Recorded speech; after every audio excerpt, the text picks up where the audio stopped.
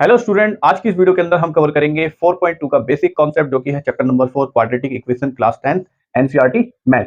इससे पहले वाली वीडियो के अंदर 4.2 का बेसिक कॉन्सेप्ट कवर करा है, तो आज की इस वीडियो के अंदर इसका सॉल्यूशन करेंगे। तो देखो, मेरी आपको एडवाइस है कि 4.2 का बेसिक कॉन्सेप्ट की वीडियो देखो और 4.2 का सॉल्यूशन खुद से करने की कोशिश करो। अगर कुछ कुछ क्वेश्चन समझ में नहीं आ रहे हैं तब वापस आओ और केवल उन क्वेश्चन के सॉल्यूशन आप मेरी इस वीडियो से देखो, फिर उसके बाद में खुद से ट्राई करो। ठीक है, जितने ज्यादा क्वेश्चन आप खुद से ट्राई करोगे उतना आपके लिए बेटर है। ठीक है, तो hello student, you are most welcome on maths crackle. This is Ankit. तो चलिए शुरू करते हैं।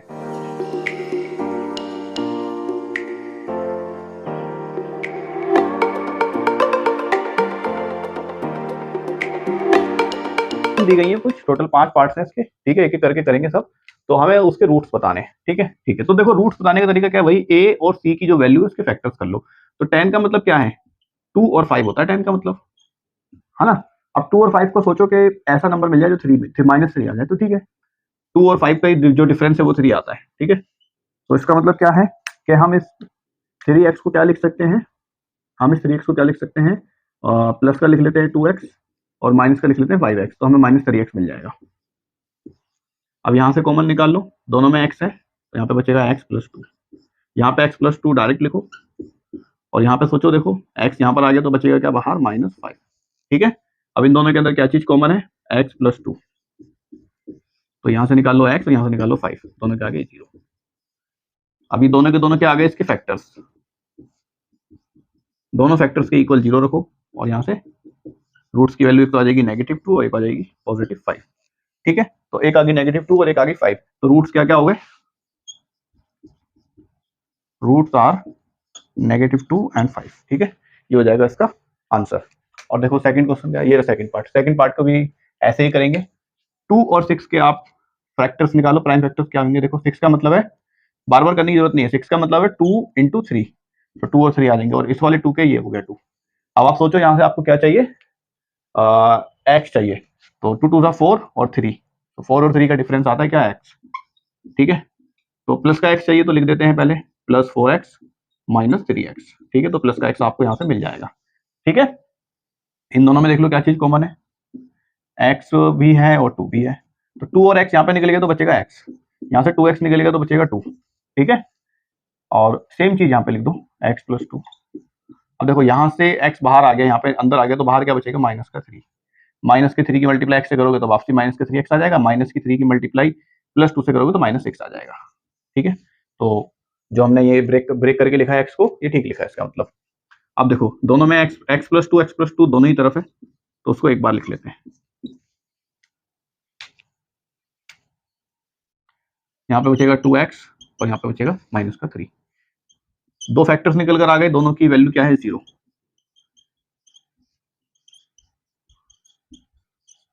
ठीक है, तो x की वैल्यू यहाँ से आ जाएगी -2 और यहाँ से x की वैल्यू आ जाएगी, ये पॉजिटिव हो जाएगा, फिर यहाँ पर आके 2 यहाँ पर आके हो जाएगा डिवाइड का। ठीक है, तो एक आ जाएगी -2 और एक आ जाएगी कितनी, 3/2। तो यहाँ पे लिख देते हैं roots. So roots are -2 and 3/2। ठीक है, ये था सेकंड पार्ट। और भी पार्ट है इसके, सब करते हैं अभी। देखो स्टूडेंट, थर्ड पार्ट देखते हैं क्या है। यहाँ पर रूट आएगा, तो अब आप देखो यहाँ पर इसके फैक्टर्स तो आप निकाल नहीं पाओगे, √2 के, और √2 यहाँ पर भी है। तो ऐसी कंडीशन में आप क्या करो, √2 का इलाज करो कि √2 को कैसे हटाया जाए। देखो आप पूरी इक्वेशन को √2 से ही मल्टीप्लाई कर दो। ठीक है,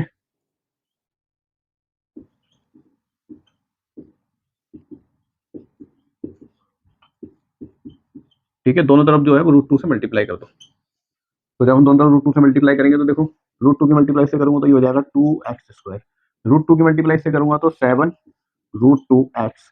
√2 की मल्टीप्लाई से करूंगा तो देखो, √2 की √2 से मल्टीप्लाई हो जाएगी, यानी कि 5 × 2 हो जाएगा वो, है ना। √2 की √2 से मल्टीप्लाई होगी तो 2 बन जाएगा और 5 × 2 = 10। यहाँ पे √2 की 0 से मल्टीप्लाई होगी तो 0। अब ये बन गया। अब यहाँ पे 2 और 10 के फैक्टर्स आप कर सकते हो। ठीक है, तो 10 का मतलब क्या है, 2 और 5 है और एक 2 ये रहा। ठीक है, अब देखो कॉम्बिनेशन देखो यहाँ पे आप कैसे बना सकते हो। आपको क्या लेकर आना है, 7 प्लस का, तो केवल इससे ही बात बच जाएगी। देखो एक बार 5 और एक बार 2, इन दोनों का सम क्या होता है, 7 होता है। ठीक है, तो इस वाले 2 की जरूरत भी नहीं पड़ेगी यहाँ पे, ऐसा भी होगा कभी कभी की जरूरत ना पड़े। ठीक है, और चलो देखते हैं अब यहाँ पर, तो इसको कैसे लिखा जा सकता है, 2 और 2 और 5 लेकर आना है ना मैं, तो 2 √2x, 2 √2x plus 5 √2x plus 10। ठीक है, ऐसे लिखा जा सकता है इसको, समझ रहे हो बात। अब देखो 2 और 5 ऐड हो जाएगा तो 7 √2x आ जाएगा। ठीक है, ये जो √2 और जो √2 है इनको x और y की तरह ही सॉल्व करते हैं। जैसे कहीं पे लिखा हुआ है 5x प्लस 2x, तो इसका मतलब क्या होता है 7x। x तो x सेम ही रहता है, ठीक है, बस 5 और 2 की जो है वो एडिशन या सब्ट्रैक्शन होती है। अब कहीं पे लिखा हुआ है 5xy और कहीं पे लिखा हुआ है प्लस 2xy, तो 5 और 2 की एडिशन होती है, बस 7 और xy सेम रहता है।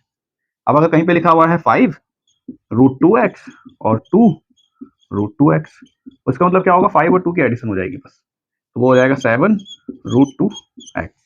ठीक है, तो वही चीज है यहाँ पर भी, सेम वही चीज करिए। ठीक है, अब इसमें कॉमन देखो क्या है, सो √2 और x दोनों में ही है, और क्या √2 भी है दोनों में, हाँ √2 भी निकल सकता है, 2 और x दोनों में ही निकाल लेते हैं, चलो 2 और x निकाल लेते हैं बस। ठीक है, सो 2x दोनों के अंदर है, बचेगा एक बार x, यहाँ से 2 और x निकल गया तो बचेगा क्या √2।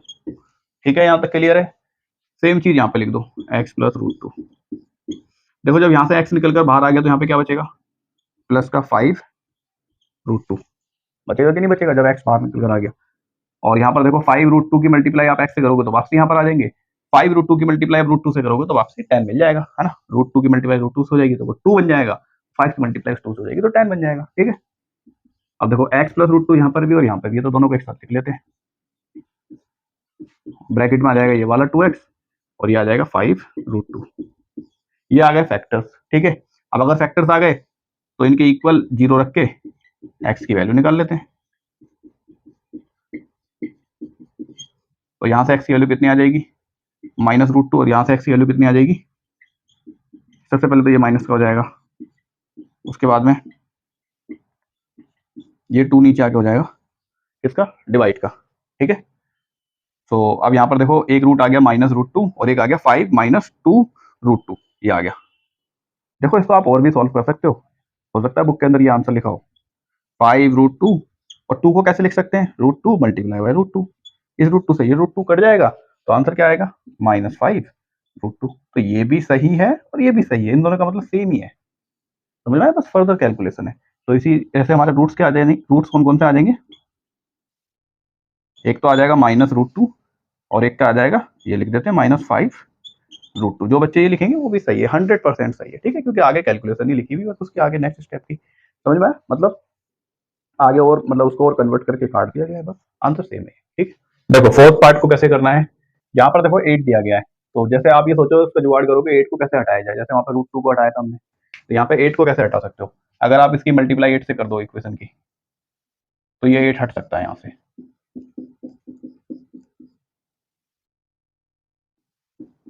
जीरो की मल्टीप्लाई 8 से करोगे तो वो 0 होता है, ये हो जाएगा 16x², ये हो जाएगा -8x, और ये हो जाएगा, देखो इसकी मल्टीप्लाई से करोगे 8 इसको काट देगा तो ये आ जाएगा 1। ठीक है, अब वही 1 और 16 के फैक्टर्स देखो क्या क्या हो जाएंगे, 16 का मतलब है 2 2 2 और 2, इसका मतलब है 1, 1 का मतलब तो 1 ही है, -8 आना चाहिए, तो 2 2 सा 4 और 2 2 सा 4, तो -4 और -4 को जब लिखेंगे तो -8 आ जाएगा, तो ये लिख सकते हैं हम। ठीक है, 16x² -4x और -4x, ये दोनों आपको क्या दे देंगे, -8x। इन दोनों में निकाल लो क्या क्या चीज निकाल सकते हो, 4 और x दोनों में, तो 4x को निकाल लेते हो तो यहाँ पे बचेगा 4x और यहाँ पे बचेगा -1। ठीक है, यहाँ पे ये सेम चीज लिख दो आप, 4x -1, 4x का 4x यहाँ पर आ गया, 4x का 4x यहाँ पर आ गया, लेकिन प्लस का आया है तो बाहर क्या बचेगा, माइनस का साइन, और माइनस के साइन के आगे हम 1 लगा देते हैं। ठीक है, तो देखो मल्टीप्लाई करके देख लो, 1 की मल्टीप्लाई 4 से करोगे तो 4x और माइनस का साइन लग जाएगा, -1 की मल्टीप्लाई -1 से करोगे तो +1 आ जाएगा। ठीक है, तो अब यहाँ पे 4x -1 को कॉमन है तो दोनों में एक साथ लिख लेते हैं इसको। ठीक है, तो यहाँ पे बचेगा 4x और यहाँ पे बचेगा -1, तो सेम आ रहे हैं देखो फैक्टर्स, तो इसका मतलब जो रूट्स होंगी वो भी सेम हो जाएंगी, 4x, इसके इसके लिए भी 0 और इसके लिए भी 0 लिख लो, तो यहाँ से x की वैल्यू कितनी आ जाएगी, देखो 1 इधर आके पॉजिटिव और 4 नीचे आके डिवाइड का हो जाएगा, यहाँ से भी देखो 1 इधर आएगा पॉजिटिव हो जाएगा और 4 नीचे आएगा तो डिवाइड का हो जाएगा, तो रूट्स क्या क्या हो जाएंगे, 1/4 और 1/4। ठीक है, तो सेम रूट्स है यहाँ पे, रूट्स आर सेम 1/4 एंड 1/4, कभी कभी डिफरेंस भी होते हैं, समझ में आया। ये था फोर्थ पार्ट तक, एक और पार्ट है इसका, फिफ्थ पार्ट, वो भी समझते हैं। देखो फिफ्थ वाले पार्ट को भी समझते हैं, और ये तो वैसे भी दिख रहा है 1/10 आ जाएगा इसका आंसर, क्योंकि ये 10 10x -1 का होल स्क्वायर है। हाँ ठीक है, तो देखो यहाँ पर क्या है, यहाँ पे तो 1 है, तो 1 का फैक्टर तो 1 ही होता है। 100 का क्या होता है, 100 का हो जाएगा देखो 2 से करोगे तो 50, दोबारा 2 से करना पड़ेगा, तो 25, और 25 का मतलब क्या है 5 और 5, ठीक है। तो 2255 हो जाएगा। अब देखो कैसे आप यहाँ पे क्या निकाल सकते हो 20, तो 2 5 सा 10 और 2 5 सा 10 और 10 और 10 का सम कितना हो सकता है 20 हो सकता है। तो लिख देते हैं 100x², तो हमें माइनस का 20 चाहिए तो हम लिख देते हैं -10x और -10x, ठीक है। पेयरिंग कर लो, 10x दोनों में ही है, तो यहाँ पे क्या बचेगा 10x और यहाँ पे क्या बचेगा माइनस का 1, हाँ 100, और ये इसको सेम लिख लो। अब यहाँ से देख लो क्या क्या चीज कॉमन आ चुकी है, 10x पूरा यहाँ आ गया है, तो यहाँ पे क्या बचेगा माइनस का साइन वो बाहर आ जाएगा। 1 यहाँ पर आ चुका है, लेकिन 1 यहाँ प्लस का यहाँ पे माइनस का आया है, तो माइनस का बाहर देना पड़ेगा, तभी माइनस और माइनस क्या होगा प्लस। तो यहाँ तक हम सही चल रहे हैं, ये सही चल रहे हैं ना, हमारे ये हमने सही ब्रेक करें। तो एक बार ये निकाल लो, बाकी ये सेम लिख दो, आंसर सेम सही सही निकलेगा एकदम, ठीक है। अब देखो 10x - 1 यहाँ पर है और यहाँ पर भी है, तो मैंने एक साथ लिख लेता हूँ कॉमन, तो यहाँ पे क्या बचेगा 10x और यहाँ पे -1 आगे ना, देखो 10x - 1 का होल स्क्वायर, तो 10x - 1 इसके लिए भी 0 और ये वाला 10x - 1 इसके लिए भी 0। तो यहाँ से x की वैल्यू क्या आएगी, देखो 1 इधर आगे हो जाएगा प्लस का और 10 उसके नीचे आ जाएगा, डिवाइड करेगा उसको। यहाँ पे x की वैल्यू क्या आएगी, देखो 1 इधर आगे हो जाएगा प्लस का और 10 उसके नीचे आ जाएगा। तो यहाँ पर भी रूट्स जो है वो सेम आ रहे हैं, ठीक है। तो रूट्स क्या हो जाएंगे 1/10 एंड 1/10। ये था क्वेश्चन नंबर फर्स्ट। अब देखते हैं क्वेश्चन नंबर सेकंड। देखो स्टूडेंट, क्वेश्चन नंबर सेकंड पढ़ते हैं, क्या बोला गया है, पढ़ने के लिए कुछ भी नहीं है। Solve the problem given in example number first. 4.1 के बेसिक कॉन्सेप्ट के अंदर हमने एग्जांपल नंबर फर्स्ट करा था। बुक के अंदर दिखा देता हूं एग्जांपल नंबर फर्स्ट, ये रहा, represent the following situation mathematically, ठीक है। ये जॉन जवंती वाला है और एक कॉटेज इंडस्ट्री वाला है। ये दोनों क्वेश्चंस के अंदर जो जो मतलब प्रॉब्लम दी गई थी उसको हमें सॉल्व करना है। तो बेसिकली देखो देखो हमने इसको जब हमने 4.1 पढ़ा था तो उसके अंदर फैक्टराइजेशन नहीं सिखाया गया था, बस ये दिखाया गया था कि कैसे आप किसी एक मतलब किसी एक प्रॉब्लम को आप किस में कन्वर्ट करिए, क्वाड्रेटिक इक्वेशन के अंदर। अब यहाँ पर हम देखो, हमें जो हमारा फर्स्ट वाला था उसका पार्ट, एग्जाम्पल नंबर फर्स्ट के अंदर 2 पार्ट है, तो जो फर्स्ट वाला पार्ट था उसकी इक्वेशन क्या थी, ये थी,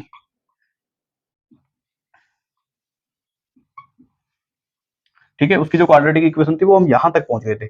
और जो सेकंड एग्जांपल था, सॉरी एग्जांपल नंबर फर्स्ट का जो सेकंड पार्ट था उसकी जो थी इक्वेशन वो ये आ गई थी हमारी, ठीक है। 4.1 के बेसिक कॉन्सेप्ट के अंदर हमने सोल्व भी मतलब हमने इक्वेशन खुद बनाई थी ये, ठीक है, ये कैसे बनती है। अब देखो यहाँ पर हमें क्या निकालना है, अब इसके सोल्यूशन निकालने हैं हमें, ठीक है। अब यहाँ पर देखो, क्योंकि अब हमें जो फैक्टराइजेशन मेथड सिखा दिया गया है, तो अब हम यहाँ पे निकाल लेते हैं इसकी वैल्यू। देखो 324 है ना, तो सबसे पहले सी को ब्रेक करते हैं,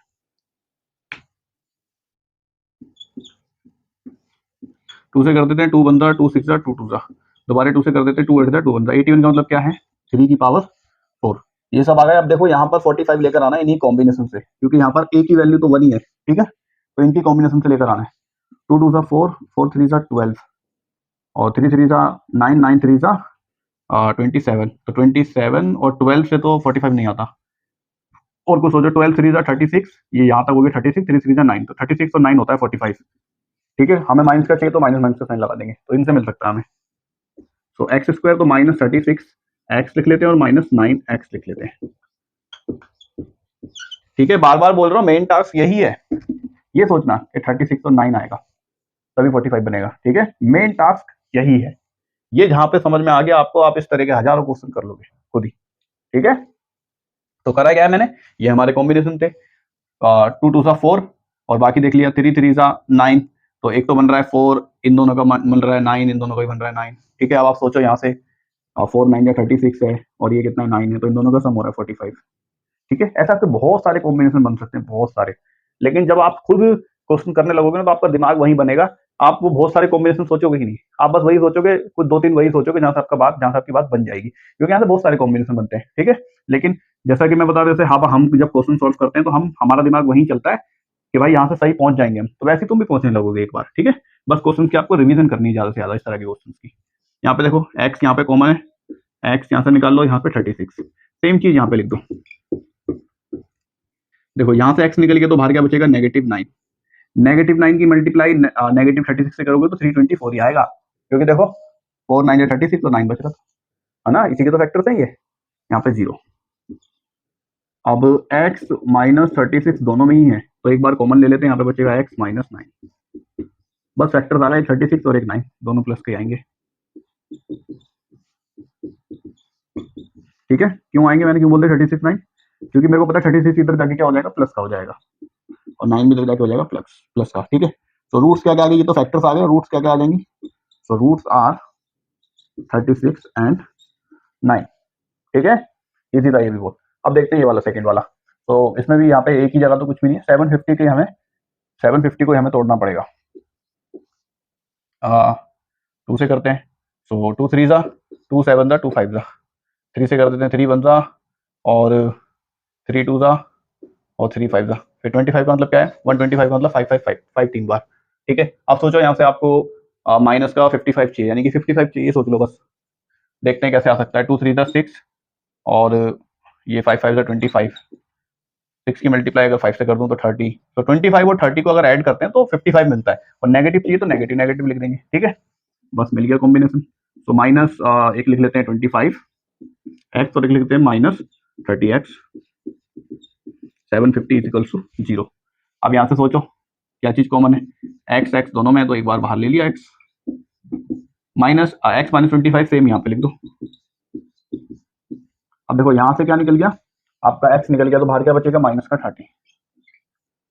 30 की मल्टीप्लाई एक्स से करा के देखो, क्या 30 एक्स आ रहा है, माइनस का भी आ रहा है।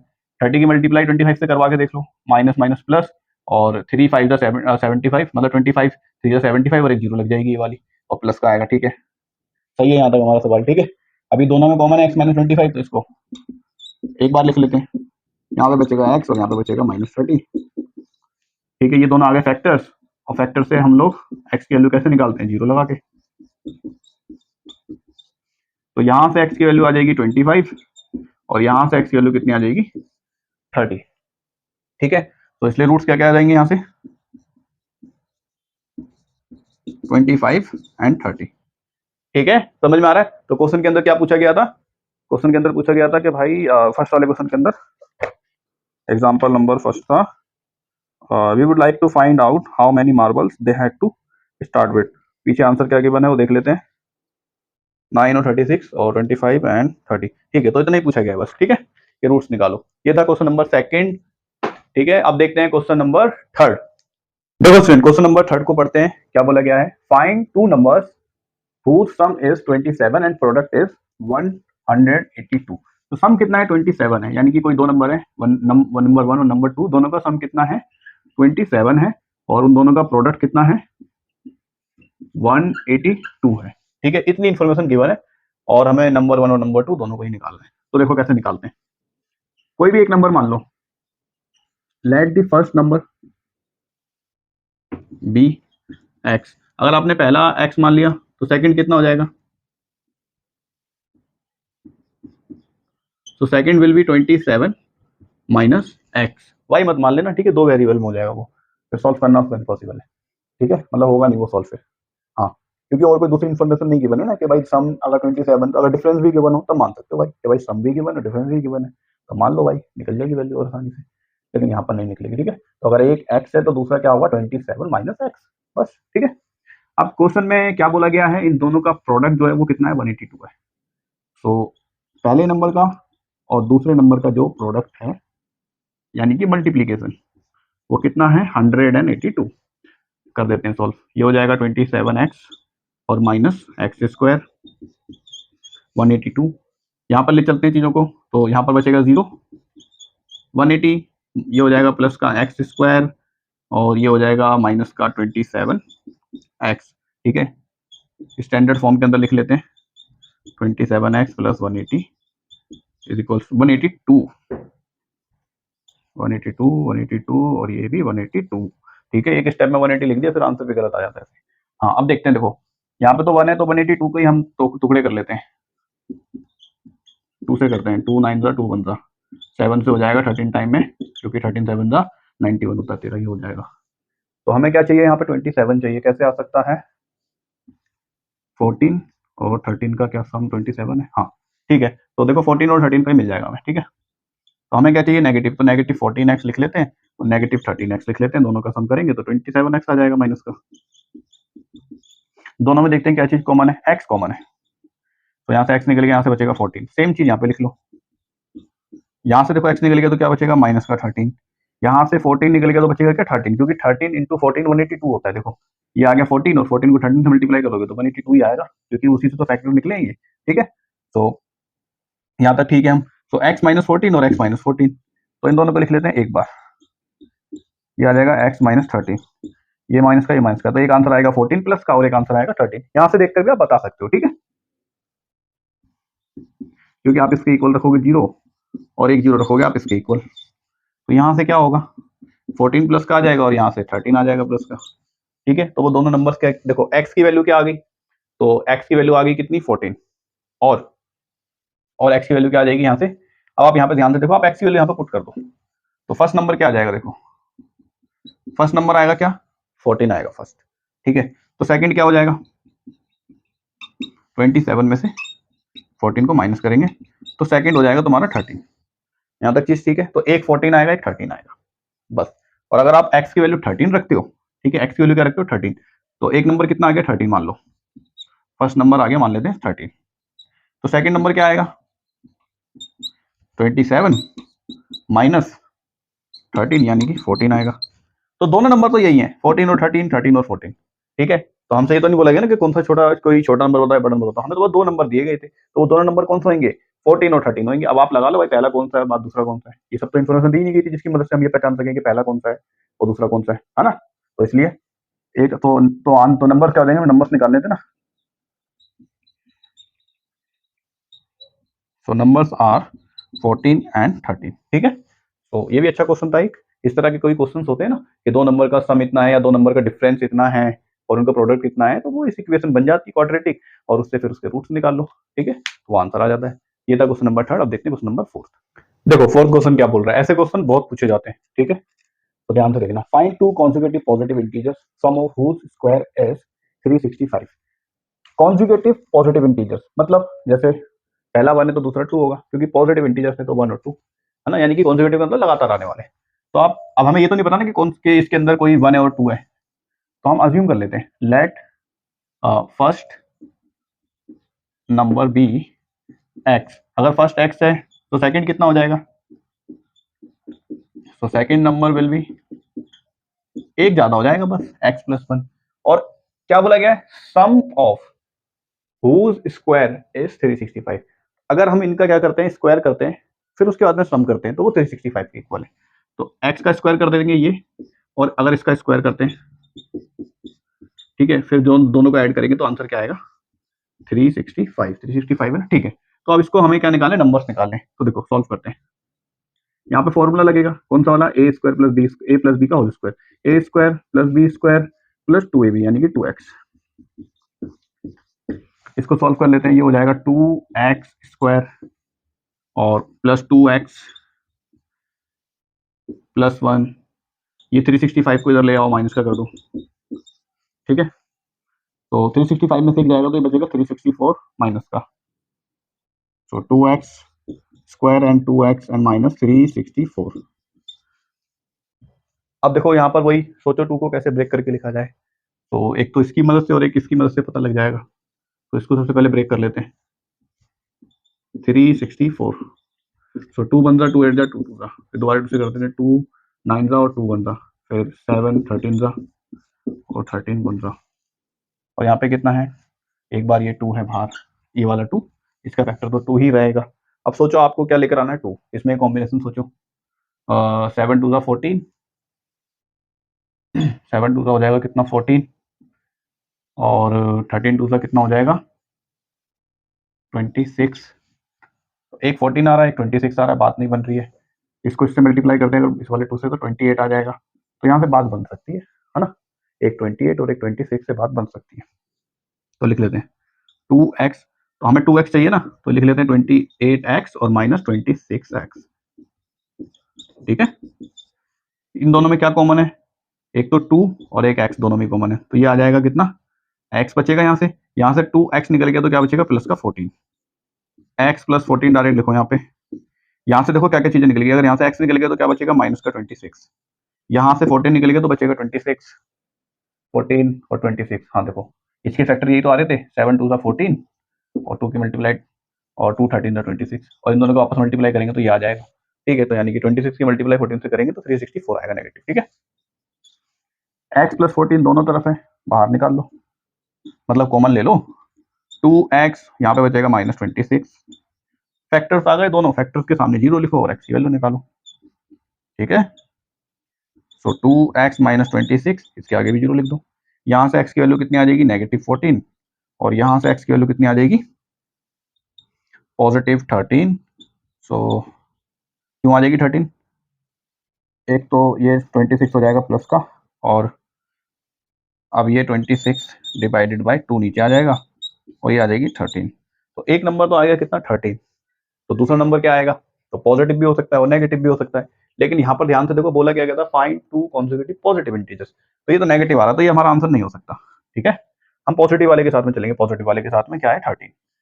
तो एक नंबर आ गया 13, यानी कि फर्स्ट नंबर। ठीक है, और सेकंड क्या हो जाएगा फिर, x प्लस 1 था, यानी कि 13 प्लस 1 और 14, तो 13 और 14 जो है वो आंसर आ जाएंगे इसके। ठीक है, अच्छा क्वेश्चन था ये, क्वेश्चन कई तरीके से बोला जाता है, find two consecutive negative integers, find two consecutive odd integers, find two consecutive even integers, ऐसे लैंग्वेज बनाकर आपको पूछे जाएंगे क्वेश्चन। अपनी तरफ से क्वेश्चन बनाकर भी आप सॉल्व करोगे ना तो आपका आंसर आ जाएगा। ठीक है, जैसे मान लो आपने ले लिया एक 2 ले लिया, एक नंबर ले लिया 2 और नेक्स्ट नंबर ले लिया आपने 4, यानी कि इवन नंबर ले लिया आपने, दो लगातार आने वाले इवन नंबर। फिर आप क्या करो, इन इवन नंबर्स को, इन इवन नंबर्स का देख लो आप प्रोडक्ट कितना है।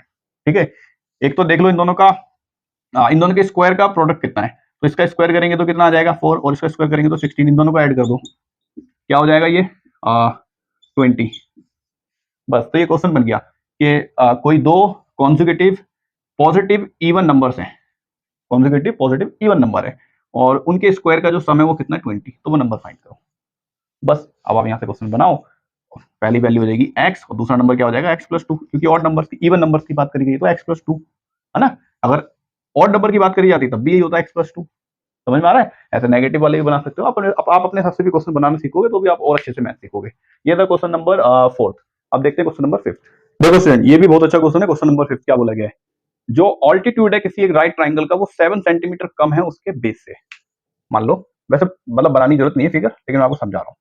जो ऑल्टीट्यूड का मतलब क्या होता है, सीधी हाइट, यानी कि परपेंडिकुलर, तो वो उसके बेस से जो है वो 7 सेंटीमीटर कम है। तो अगर मान लेते हैं, मैं देखो, अगर मैं इसको x मान लेता हूँ, अगर मैं इसको x मान लेता हूँ तो ये कितना होगा बेस, x प्लस 7, यानी कि इससे ज्यादा होगा, ये भी तो बोल सकते हैं ना भाई। एक तो ये बोल सकते हैं कि ऑल्टीट्यूड जो है वो बेस से 7 सेंटीमीटर कम है, और एक ये भी तो बोल सकते हैं कि बेस जो है वो ऑल्टीट्यूड से 7 सेंटीमीटर ज्यादा है कि नहीं। तो हम प्लस वाली यूनिट भी मान सकते हैं, समझ में आ रहा है। और हाइपोटेन्यूज कितनी है 13, हाइपोटेन्यूज से 13।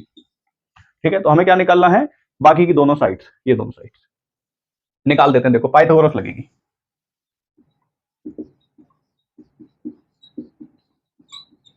Using Pythagoras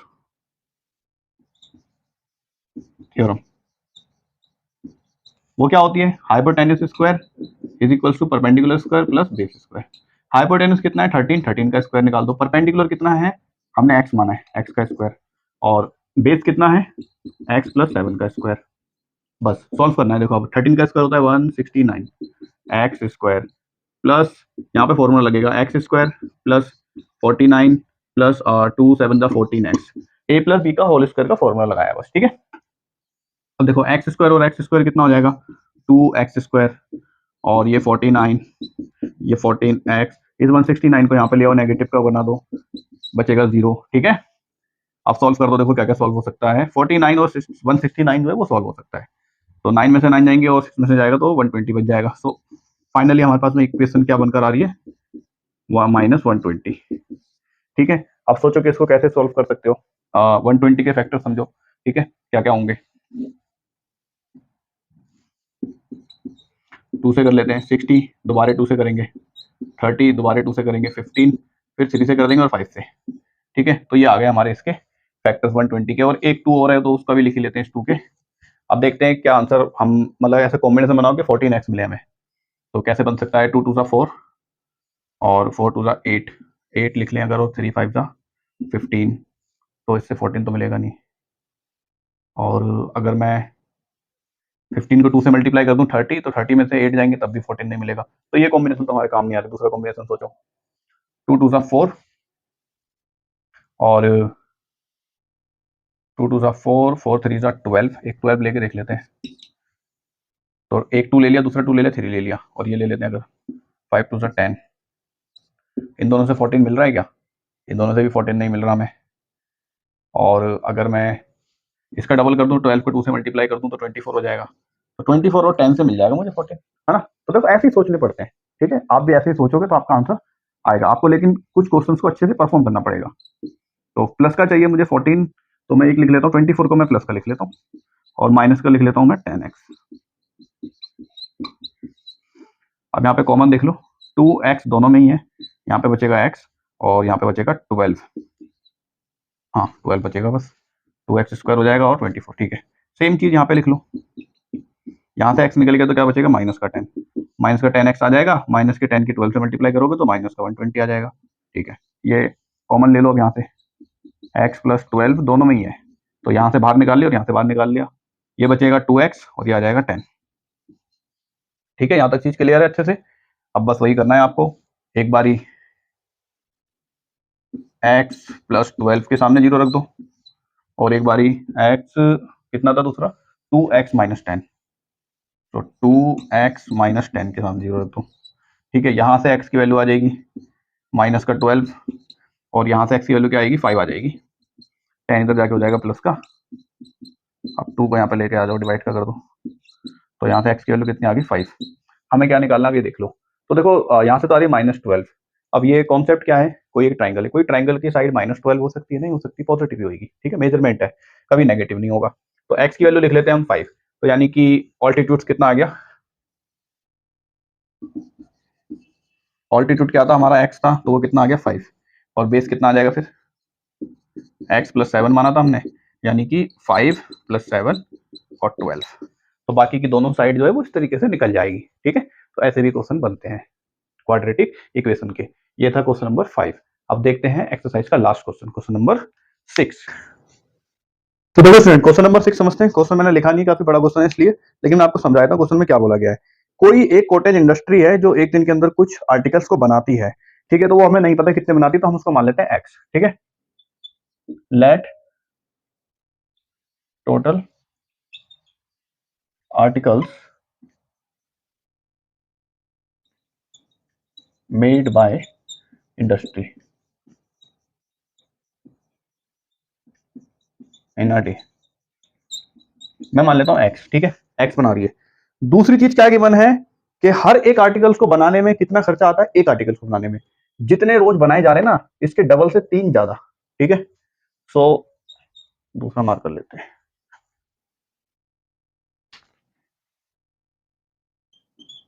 cost of each article कितना आ जाएगा, जितने रोज बन रहे हैं ना इसके डबल से भी 3 ज्यादा, तो 2x प्लस 3, ठीक है। तो रोज कितने रोज जो आर्टिकल्स बन रहे हैं उसके डबल से 3 ज्यादा।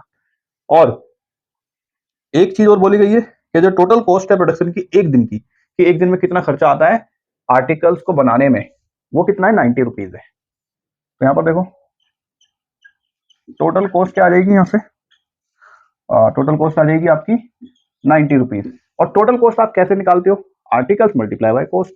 जैसे मैं आपसे बोलूँ आपकी कंपनी एक दिन में 25 चीजें बनाती है, और एक चीज की जो कीमत है वो 10 रुपए है, तो टोटल खर्चा कितना आएगा एक दिन का, दोनों को मल्टीप्लाई करके आएगा। तो यहाँ पे टोटल खर्चा कितना है, 90 रुपीज, तो वो कैसे आ सकता है, दोनों को मल्टीप्लाई करके, यानी कि एक्स आर्टिकल रोज बनाती है, और एक आर्टिकल का जो एक आर्टिकल की जो वैल्यू है वो ये है 2x प्लस 3, तो ये 90 के इक्वल होगी, ठीक है। हमें क्या निकालना है यहाँ पर कि कितने आर्टिकल्स कंपनी बना रही है रोजाना, और उन सभी की मतलब उन हर एक की कीमत क्या है, तो सभी की कीमत सेम होगी, एक की निकाल दो बस, ठीक है। तो इसको सॉल्व कर लेते हैं। देखो ये हो जाएगा 2x स्क्वायर प्लस 3x, इस 90 को यहाँ पे ले आके माइनस का कर दो। अब आप 90 के फैक्टर देखो क्या हो जाएंगे, 2 से करते हैं 45, फिर 3 से कर दोगे तो 15, फिर 3 से करोगे 5, फिर 5 से करना पड़ेगा, और एक ये 2 लिख लेते हैं। अब सोचो इनके क्या कॉम्बिनेशन आप बनाने वाले हो यहाँ पर। तो देखो कॉम्बिनेशन यहाँ पर क्या हो जाएंगे, 2 3 जा 6, 3 5 जा 15, दोनों का डिफरेंस कितना है, 3 नहीं आ रहा, तो 6 को 2 से मल्टीप्लाई कर देते हैं 12, तो 12 और 15 का जो डिफरेंस है वो 3 आ रहा है, ठीक है। चलो हाँ, तो दोनों का डिफरेंस कितना आ रहा है, 15, तो यहाँ से हमें 3 मिल सकता है, लेकिन हमें 3 क्या चाहिए, पॉजिटिव। तो 12 को नेगेटिव लिख लेते हैं और इसको पॉजिटिव लिख लेते हैं। So 2x² minus 12x plus 15x minus 90 is equal to 0। ठीक है, देखो ये जो है वो रफ वर्क है। यहां से कॉमन ले लेते हैं 2x, तो यहाँ पे क्या बचेगा x और यहाँ पे क्या बचेगा 6। ठीक है, अब यहाँ से देखो x माइनस 6 डायरेक्ट लिख दो, x यहाँ पे निकल कर आ गया तो बाहर क्या बचेगा 15, वो भी प्लस का, और यहाँ पे 6 बचेगा, देखो 15 6 90 होता है।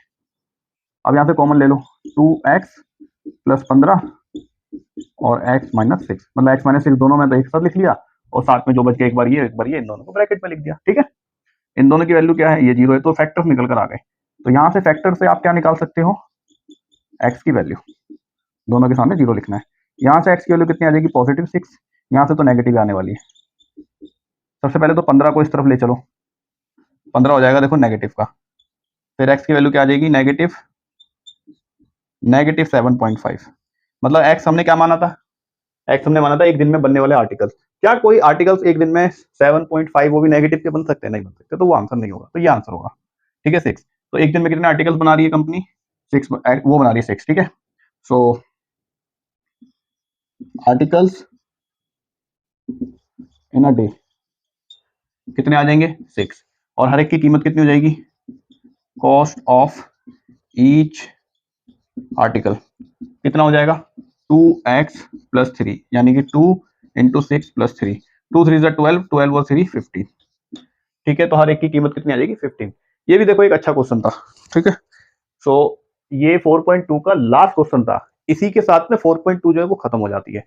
अब नेक्स्ट वीडियो के अंदर हम शुरू करेंगे 4.3 का बेसिक कॉन्सेप्ट। तो स्टूडेंट मिलते हैं नेक्स्ट वीडियो के अंदर 4.3 के बेसिक कॉन्सेप्ट के साथ में। Thank you for watching.